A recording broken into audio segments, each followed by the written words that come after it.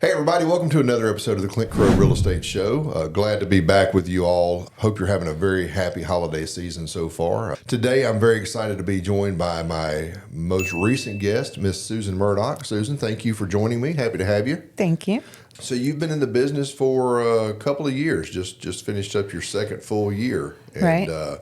had a vastly different experience in those 2 years. You Yes. came in the end of 2022, so you kind of caught the very end of the COVID years and the increased craziness of the market. Right. Right. And then you also, the second half of your career or so has been after rates went up and things like that.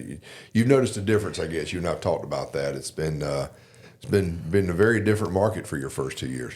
Definitely. When I came in, it was a great market. So I, came in rocking and rolling. And then, as you say, rates went up. So the market definitely changed. So I've seen the other end of that market. So I've kind of gotten to see both extremes. Yeah. It's good to have that experience, though. You got a little taste of what it could be like in a crazy market, but this market now is more similar to a normal market than what we were in before. Right. This is mostly the norm, and I think that it feels worse because of the way everything was. In this market, a normal market, when there's rates a little higher and activity slows down, you have to put in a little more groundwork, and Right. that's one thing out of all the people that we have, and they're all great. But I think you are one of the most consistent about coming into the office and being in your office and actually doing real estate work. I try to. I definitely try to stay on top of what's going on in the market and being in the office and available. Yeah, and that's tell us all the time. You have to work at it. You don't have to do it. It doesn't have to be a strenuous amount of effort, but you need to put some effort into it. And Right. so, your background, I guess you've had a little bit of experience with that. You were a teacher before you started doing this. You taught for how many years and what grades and subjects? I taught for 12 years. I taught kindergarten, third grade, and then finished up teaching sixth grade social studies at Ola Middle School. Okay. Great group of people over there. Yeah. But in that business, in teaching, I think it's more similar than a lot of people would think to this business because you have to prepare so much. There's so much work that you do behind the scenes. And look, I admire anybody who has a desire and an ability to teach. That is a thankless job, and it is really hard. All of the pre-planning that you have to do, all of the lesson planning that you have to do, Yes. all of the things that you do at home with grading papers and different stuff that you do in working on your business, not just in your business as a school teacher. I think there's a correlation there to this and having the mindset of doing the work in behind the scenes when nobody's looking. Would you think that's a fair assessment? Do you think that's helped you some in your willingness to come in and kind of do some of the behind the scenes things that you're so good at? Definitely. Like you say, being a teacher, you put in so many after hours and go in early and work late. You'll see cars in the parking lot at the schools, 7 o'clock at night. Yeah. They're still out there working. And so, yeah, you get used to taking work home, doing it on the weekends, doing it after work. And so I think that definitely carried over and has helped me. It's just kind of routine. It's just what you do. And that part of it is so important. We put so much emphasis on showings and contract writing, and rightfully so. Like that part is very important, right? That's the name of the game is showing property or going on a listing appointment and getting that listing and handling the contract and negotiating a deal and then pursuing it through to make sure that all of the aspects of the contract are adhered to and that your client is getting what they expect and want. That's incredibly important. But it's the stuff that you do when nobody's looking. It's the stuff that you do to prepare for that, that enables your ability. I mean, it really enables you to be able to have a client to do those things for, right? When things slowed down, that's the one thing I noticed is folks had been, it was easy to find clients. They were everywhere. Now, not so much. No. And that's where the work gets put in. A really good job of doing that. And I admire your persistence in showing up and keep doing it. And Thank you. And it does pay off, right? You just keep doing the same things. I tell people all the time, we kind of violate the rule where people say the definition of insanity is doing the same thing over and over, expecting a different result. Keep doing it. That's essentially what we do, right? We keep doing the same things over and over and over and over again, and we're expecting that at some point something different is going to happen. We're going to get that result. Change. And it does. And maybe I'm a little bit of a Pollyanna and thinking that, hopeful that 2025 is going to be a lot better, but I really think that it will be. I think so too. You came in at a time when things were really rocking and rolling, but it was kind of at the end of that period, right when rates started to kind of come back up, and it didn't have an immediate effect as much. Right. But latter 23 and 24 was a bear. Tough. It really was. Yes. And for folks that were still trying to break in like yourself, that were still kind of building that name recognition and communicating with clients and getting them to put you top of mind in the business. Right. It's a little harder because it takes a while to build that. It does. One thing that I'm hopeful for is rates have somewhat leveled off. Right. I still think they're going to come down a little bit more. I think the economy is going to start to improve. I think we're going to see prices come down some. And I think people are just going to be more hopeful. I think so too. I've always found that in all the years I've been in and around the business, that what generally drives a market more than anything is people's optimism about the future. You go out and buy a house and get a 30-year mortgage, you need to feel pretty good about your employment opportunities, right? Right. You need to feel pretty good that things are gonna go well for a while. Yes. And if you don't feel that, it's really hard to get somebody to pull that trigger. Right. On a purchase. And of course, this year we had a little event go on, in 2024, a little election. Yeah, a little one. I took part in one of those myself, but congratulations again. Thanks. I think. No, I enjoy it. I really do enjoy it. And there's a lot that goes into that too, and that has such an effect on people now. Did you have anybody that you talked to that said explicitly they were kind of waiting to see what happened with the election? Yes, a lot of people were kind of holding off on doing anything to see what happened with the election, whichever way they wanted it to go. Yeah. They were waiting on results from that. And I think now that that's over, there's a lot of hope for the future. A lot of people, regardless, again, which way they wanted it to go, it's over. Yeah. And so they can move forward in whatever direction now. Look, I'm involved in politics, and I'm not ever going to say that the policies that we implement don't matter, because they do. I honestly believe they do, or else I wouldn't be, I wouldn't be gone from home basically 3 months out of the year up in Atlanta working on these things. But it's not going to necessarily have a direct effect on your ability moving forward, but people feel like it will. It'll have so much more of an immediate, drastic impact, and it will have some. But I still believe most of that is because of how people feel. Yeah, just the feeling. And during the election cycle, especially as it gets ramped up in the latter half, look, we've already got, I was reading an article in the AJC this morning. It's already talking about the governor's race in 2026. I'm like, man, we're not even, we're just a month done with an election. Right, Y'all are already talking about 2026. Like, can we give it a rest? Yeah, just take a break. So much all the time. Yeah. There's so much media around it, and so much of it is hyperbolic. Yes. Honestly, people, they're trying to motivate people to take an action, and the best way to motivate people that I think they found, and I found this to be true as well, is through fear.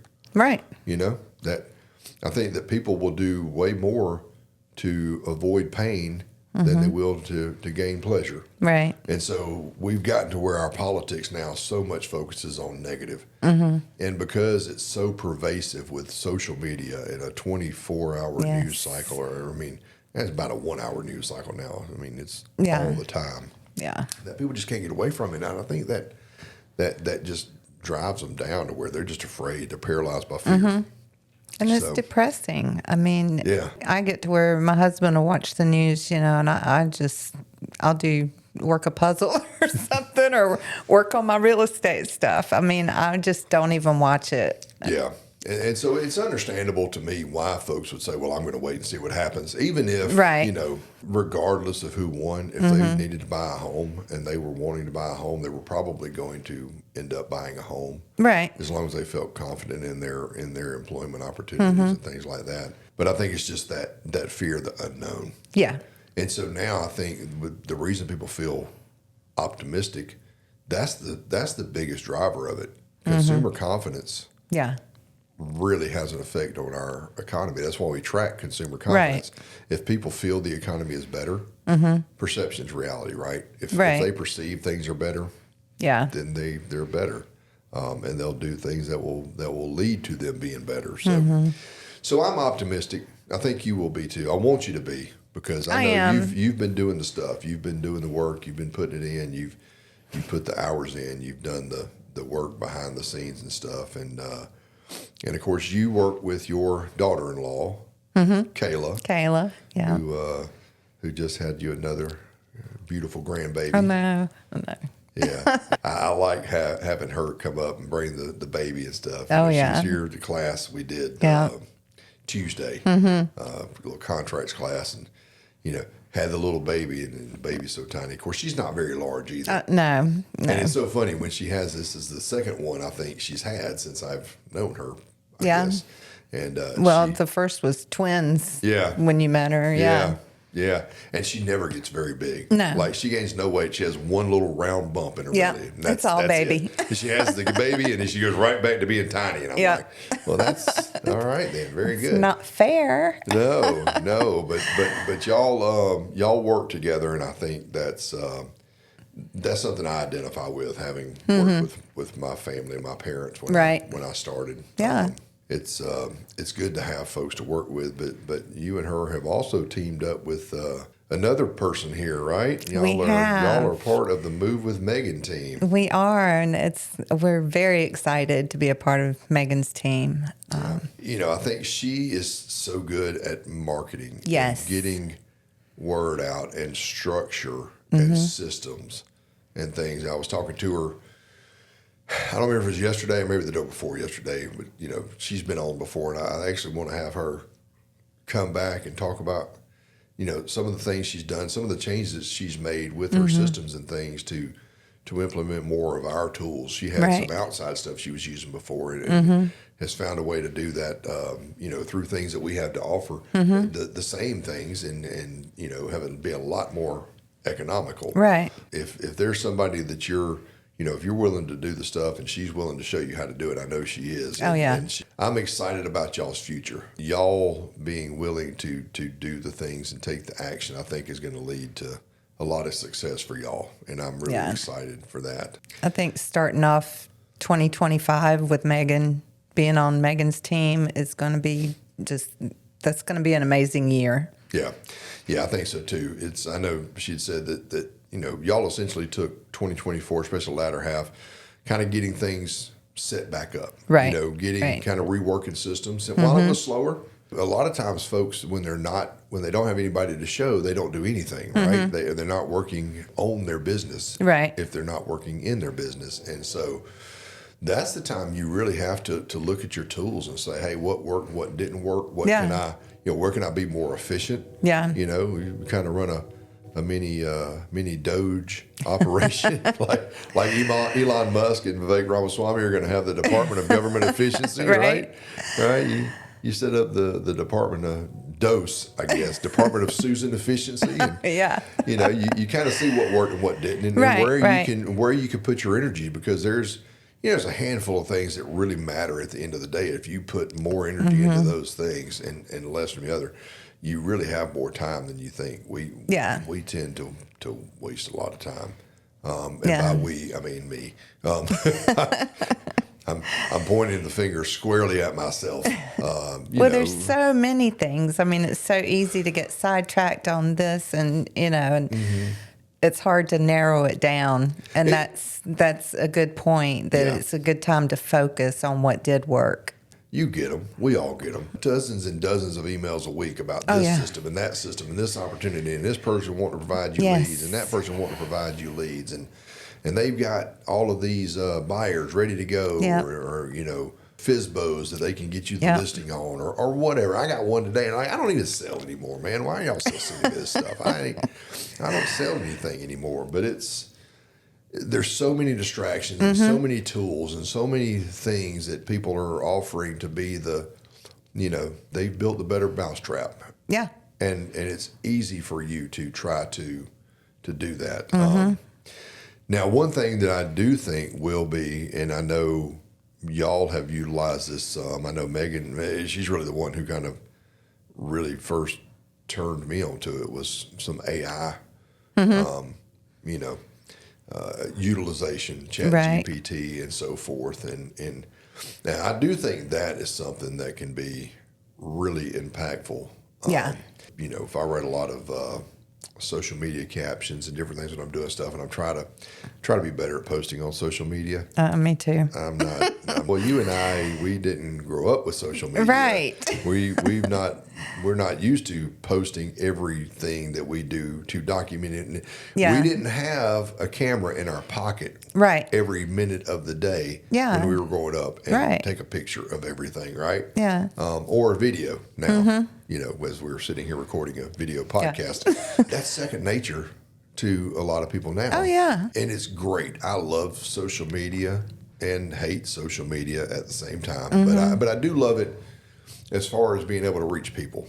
You know, in our business, I think we always need to try to meet people where they are. Right. And that's where they are. Yeah. And if that's the way they are consuming information, that's the way we need to deliver information to them to introduce ourselves to them.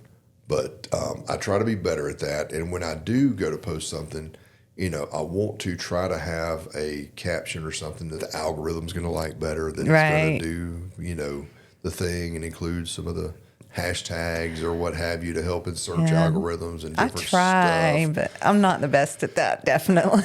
I'm not either, but I know who is. ChatGPT 4.0. I pay for the access to ChatGPT, so I have. It's not that expensive, like $20 a month. Yeah, it's not bad. But I've utilized that to help write those. I'll just go in and tell it, hey, here's who I am, here's what I'm doing, I need a post about this and that, and in 15 seconds, it's written one that could I have done it myself? Yes. Right. Would it have been as good? Probably not, because it also includes little emojis and different things, and things that are more what engage people, and it does all of that in a time frame that it can do it in 15 seconds. It'd take me 15 minutes. Oh yeah, or more. Yeah, because I'd write it. I'm like, no, that stinks, and then I'd go change it. No, that sucks. I don't want to do that. Yep. That's terrible. And so it'd take me 15 or 20 minutes, where it can do it in 15 or 20 seconds. Yeah. And if you don't like it, you can have it redo it just right away. Yeah, I've had a couple sometimes where it comes in, it's like.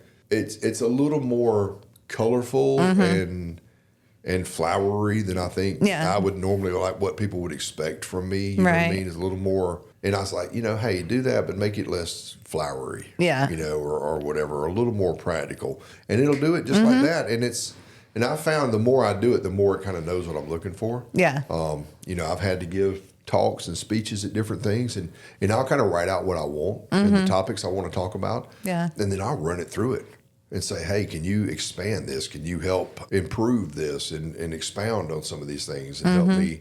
And then I read through it, and it's like, yeah, that's what I wanted. Or I'll say, hey, take this and this and this. And I've taken parts of it and I've had 5 different ones and said, look, take parts of this one, take parts of this one, and parts of this one, and combine them together. And, it's turned out really great. So talking about efficiency, that is one tool that I think can really help us be more efficient. I know it's saved me a ton of time, and really made it easier for me. I think I've gotten a little bit better. I've got a long way to go, but I've gotten a little bit better of sharing things on social media and putting things on there. If I remember to get a picture and I actually remember to do it, I'm more apt to do it now because I know I don't have to worry about the struggle. Y'all are going to have a great time reaching out to folks. Like I said, the systems and tools and things and strategies that Megan has. I think with the work ethic that you and Kayla have, and y'all are really going to be able to take that, and the group of y'all are really going to be able to go out and kick some tail in 2025. I think so too. And again, because it's about reaching people, right? We are in the business of serving people. Right. People all the time say, "Oh, you're in the real estate business." I'm in the people business. Yeah. And that's really the business we're in. We're in the business of serving people. We serve them by helping them transact in real estate. Right. And that's always a mindset I try to keep. And so moving on to a little bit of a different topic, a lot of people in real estate in general, but specifically here at our company, have a service background. I was in law enforcement. My wife was a firefighter at EMT. We come from a public safety background. Megan's husband was in the military, and just a lot of different folks that come from a service background, right, tend to gravitate here, and they, I think, make the best. Because we are in the serving people business, they get that. Yeah. And they have an experience of putting service above self. I did not know for a little while, but you were a school teacher. You taught sixth grade, social studies, right? I've done all kinds of stuff. I know. Then I found out that you were actually in the Navy as well. Right. Tell me a little bit about that. Things you could talk about. Don't tell me the stuff that you'd have to kill me after Top you tell secret. me. Yeah, don't tell me any of the stuff that you'd have to kill me if you tell me. It wasn't that exciting. Yeah. I don't have any of those stories. No, I was in for 7 years. I was an electronics technician. So I repaired the electronic equipment for the ships. And then I got switched to working on computers and doing what they called 2M or micro miniature repair. And of course, this was back in the old days. This was in the 90s, way back, yeah. My two babies, the two young ones, they're always like, wow, that was way back in the 1900s. And I'm like, I'm not going to punch you because I love you, but man, right? You should be glad I do. But that was when they actually would repair circuit boards. And so that's what I did, for computers. Instead of just replacing the whole board like you do now, you would actually, under a microscope, repair the components and the foil runs and that kind of thing on the board. So I did that. I didn't really go anywhere exciting except for Cuba. I was based in Cuba for 2 years. Loved it. Learned to scuba dive. It was gorgeous. Yeah. I would go right back to Cuba. I loved it. I loved being in the Navy. It was great. It wasn't easy, but It was great. Made a lot of friends, and it changed me. Yeah. It changed who I was. I remember when I first heard about it, and I heard about you being stationed at Gitmo, Guantanamo Bay, Cuba. And I guess everybody thinks that when they hear that, they think about, the terrorists that were, being held there and stuff. Right. And I guess with your role, you didn't directly interact with them as much, but you were still there. You were part of the operations of that base. And so, you had to be mindful of security at Gitmo then, because everybody knew that's where the terrorists that were being held. And also, everybody knew, including their compatriots that might want to come and get them, right? Yeah. So, so you had to be mindful of security, I would imagine.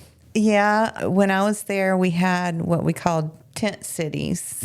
And they were the Haitians who had left their country, were staying or kept. But of course, the base, you couldn't go into mainland Cuba. The base was fenced off, barbed wire, minefields.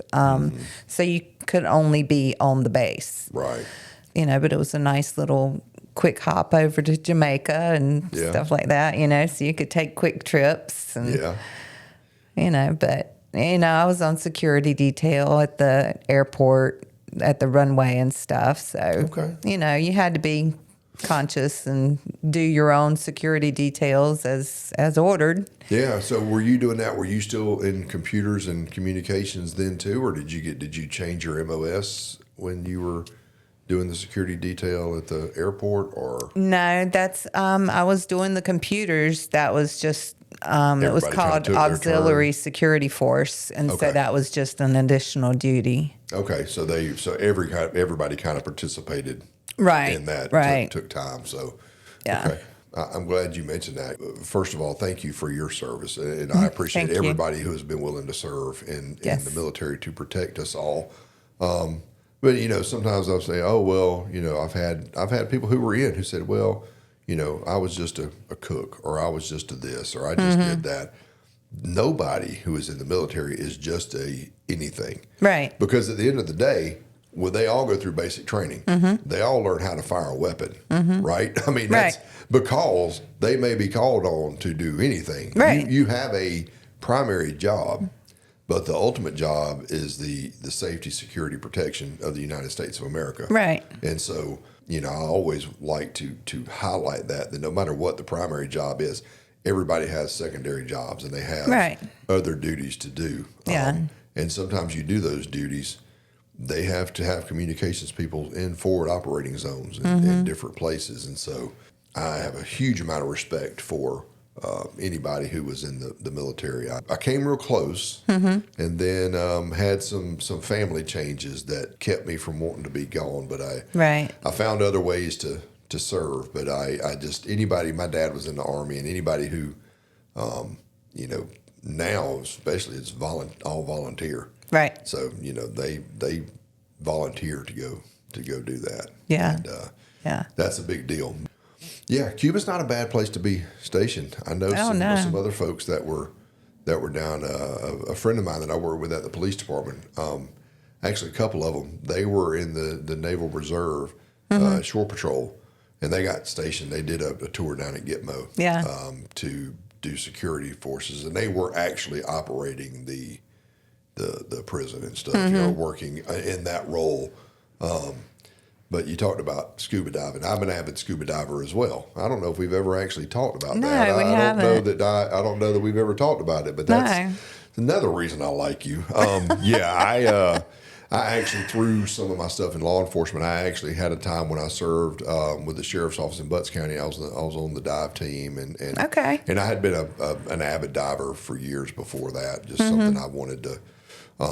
Actually, when my wife and I got married, we got married in Maui, and we went out to the Molokini crater on a snorkel trip in Molokini, and of course the water was so clear you could see at 100-foot viz easy, and the bottom. That's about how deep it was where we were, and so I'm there and I look down and I see people diving all along the bottom of the crater and around, and I looked at our guy and I said, how do you do that? I want to do that. And they said, oh, you have to be, certified as a scuba diver to do that. And I said, oh, I mean, I knew what scuba diving was, obviously, but I was like, what do you need to do to be able to do that? And they said, oh, you have to go get your open water certification and what have you. So as soon as we came back, that was in 2002, we got married. And so as soon as we came back, I started. And I got my dive certification, later my advanced open water, my rescue diver certification. And so dove a lot all over the Caribbean, never Cuba, because I haven't had a reason, I haven't been stationed at Gitmo, so I haven't had an opportunity to dive in Cuba, but I've heard that the diving there is just incredible. It is, it is. Jamaica, Grand Cayman, Turks and Caicos. All of the Cozumel. Cozumel's probably one of my favorites because you can dive that wall and do drift diving. And it is so much fun. But I didn't know that you were a diver. How about that? Yeah, so. Haven't since Cuba. I mean, it's been so long because. Since then, and you dive there in those waters. I mean, you don't want to dive in the Atlantic. I mean, you can't see anything. Yeah. I've dove in Jackson Lake. You dove in Jackson Lake? I have, with the sheriff's office. Yeah, we had to do different things, right? I mean, I wouldn't be able to see you from here. No. I wouldn't be able to see that machine from here. I mean, literally, the visibility is less than a foot. Yeah. We did 80-foot dives, and you could see, everything. Yeah, it's not enjoyable. That's not enjoyable. I've done it. That was That was not for fun and recreation. No. But I think probably the last time I went it's probably been 4 or 5 years ago. I know after my first election, we took a trip with the kids and we went to Jamaica to one of the resorts here to the kids because it had been a long, essentially a year and a half I'd been running, and that first time was really busy, and so we went there at the resort. The resort had a dive thing, and so I dove. I dove there, and I think that might have been the last time, and it had been probably 2 years before that. It's been real sporadic the last 8-10 years. It's been way longer for me. I miss it though. It was great. But now having my pilot's license, I can fly to the Keys and go diving. See, you can take me diving. We need to load up a trip. Right? Well, we need to schedule a trip to go fly down to the Keys because, you can actually, in a 182 from Jackson, I know I have a friend of mine that had a plane over there. Yeah. And he used to fly from there, and he said he could fly down there in a little over 4 hours, nonstop from Jackson to the Keys. I mean, that's it's not bad. Yeah. He said, "Oh yeah, nonstop." And I'm like, "No, I'm gonna stop. I'm gonna need 2 hours is about my max. That's 2 to 3 hours. Probably 3 is the real max. Yeah. But you get about 2.5. I'm gonna need to land somewhere and get out and walk around. And if you're the pilot, you take a break anytime you want to land. Yeah. That's you need to plan them out though, because that's Casey went with me. We went flying the other day.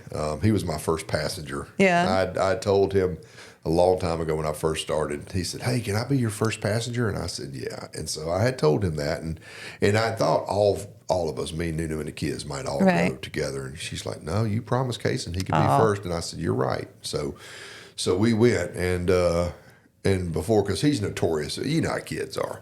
Him and Holland both are notorious. You get in the car going somewhere, and it's an hour and a half, 2 hour trip, and you get 15 minutes down the road, and they're like, "I got to go to the bathroom." I told him, I said, "Son, you better go now, and you better really hope you can hold it, because you can't just pull over when you're in a plane." Yeah, so about 2.5, 3 hours, absolute max for me. So, but yeah, I've planned some flights down to the Keys and kind of looked and stopping somewhere around Ocala, maybe a little south of Ocala. Yeah, it's pretty good, about halfway point. And, that's horse country. Yeah, so we can go do that. Look, I'm very excited. Again, I appreciate you you being here with me today. I appreciate you and Kayla being here with us as part of our family. We've got fantastic folks here. Oh, and y'all absolutely have just come right in and fit in perfectly. We love it here. Yeah, it's great people. I mean, they just really are, and everybody's just friendly, helpful, and just want to serve. And I think that's what really makes it fantastic, is they really focus on serving other people. But I'm excited again for 2025 for you. I am too. And Kayla, not only with her new baby. I really do think that 2025 is going to be a landmark year. I don't think it's going to be the COVID years. I don't think it's going to be nuts. Right. To where, and honestly, people talked about outside of the business. I would have people all the time say, "Man, I bet y'all are loving this market. Y'all are selling things left and right and this, that, and the other." And I said, yeah, we are. I said, but the agents are working so hard to do it, because folks were writing. And now if you got a listing, even that was hard. Yeah. You get 15 offers in on it. You got to sit down and make a spreadsheet to try to, put all the terms in there and try to figure out and help your seller figure out what was better, and then deal with backup upon backup, just in case, because they wanted to keep a backup. And then, if you're working on the buyer side, you might show them 15 or 20 houses. Oh, yeah. And write, 10, 12 offers before you get one accepted. I mean, they were working so hard. Yeah. There's a lot of business happening, but agents were really putting the work in to get that. When I'm optimistic about 2025, I think we're going to be back to a normal level market where you do a normal amount of work efficiently, and you get closings, right? That you get maybe half the work you were doing in that time, still get about the same amount of results individually per agent, right? Because even then, as good as the market was, the productivity per agent was not that much. It was good, but it wasn't great because you had so many agents. Yeah. Now we're going to have a little fewer agents, because some will have gotten out of the business because it slowed down, and then for whatever reason they needed to get out. And those who have stuck around are going to be able to go out and work with buyers and have more opportunity to sell and transact. Yeah. And I think it's going to be a very enjoyable market. And I do and I too. don't think the COVID years were that enjoyable. They were busy, but the agents were not they were not enjoying it. Yeah. And I work with buyers a lot. There were a lot of disappointments because there were so many multiple offers on homes, and and I have to come back and say no. They took another offer, so we'd have to start over. Being on the buyer side, that's who I like to work with, buyers, because I like the excitement, and the getting to the closing table and giving them the keys, especially first-time buyers or, veteran buyers, people I can relate to, and getting them to the table. So I think this will be a good year for that, where offers are a lot easier to get through. I appreciate you mentioning that. That's another thing I wanted to break up real quick right before we close. You do a lot of work with veterans, obviously, being a veteran yourself. That's something you really focus on veterans a lot. You've kind of focused on some areas of training in that realm, have you not? Yeah, I've got started a new program it's Homefront Heroes program, and it's kind of for all the community heroes, police, veterans, teachers, kind of trying to give back. Firefighters. Can't leave them out. My wife will yell at me. My son's a firefighter, yeah, so I know, can't leave them out. My daughter's a nurse. I know, yeah. Can't leave them out. No. Bless their little hose dragging hearts. Just kidding. So where we can, after closing or at closing, kind of give back some, give a rebate. And, Belinda Dumas with Academy Mortgage upstairs is partnering with me on that to give some extra benefits on the loan program. Yeah, you pronounced it probably correctly. I always call her Dumas. Oh, Dumas. Yeah. No, you said it correctly. I always say Dumas. Dumas. I like it. I tried that one time. Actually, I told her, I said, we should change it to Dumas and put like a little accent over one of the letters at the end or something. My name up. Belinda Dumas. I always say that, and it is Dumas. Well, and I've known people, I've had friends in the past that was spelled exactly the same way, and it was pronounced Dumas. Right. I've known people who had it spelled that way, and it was pronounced Dumas. Yeah. I just always say Belinda. So, I never have to say the last name. Yeah, I don't even look. I don't even go. Belinda. I don't even use all the rest of her letters. I just go with B. Right. And she answers, and so it's, yeah. But she's been great, and she's agreed to partner with me on that program. So she's so fantastic. She's got incentives. You talk about somebody that I love to work with and be around. She is just the sweetest, kindest, most giving person that you could want to be around. I mean, she's just. That's why I've always loved doing business with her. That's why, we have a lot of friends. I say this all the time. We have a lot of friends in the business, and I do have a lot of friends in the business. And I've worked with a ton of really good lenders over the years. But Belinda has, she and I have had a great relationship for a long time. And unfortunately, I want to have somebody here in our office. When we choose to partner with somebody, we can't partner in the office with everybody. If we're going to do that, we're going to have, you're going to have one person that you kind of have here in the office, and just having her around, she just fits. Yeah. Some days I'm happy when she's here because my mental state may not be as good as I would like for it to be.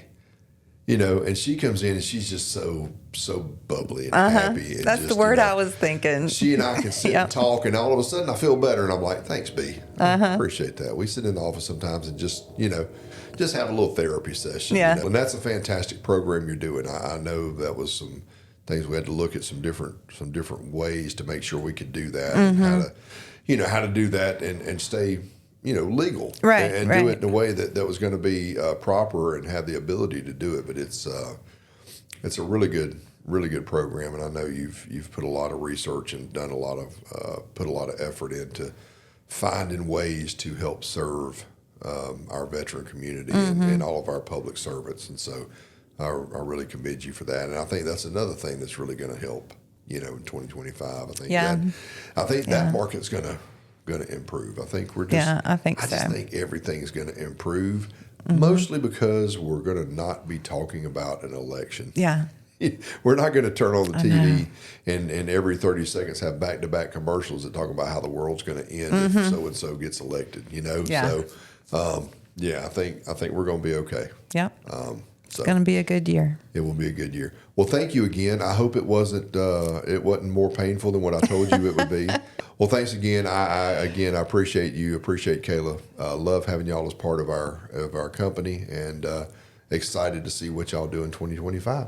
Oh, so, thank you. And thank y'all once again for watching. Appreciate you joining in. We got many more episodes coming. We'll have a lot more to come in 2025, and look forward to sharing information and conversations with our awesome agents we have here at Century 21 Career Realty. So thanks again. Happy holidays to all of you. I wish you a very Merry Christmas, very Happy New Year, and we will see y'all real soon. Take care.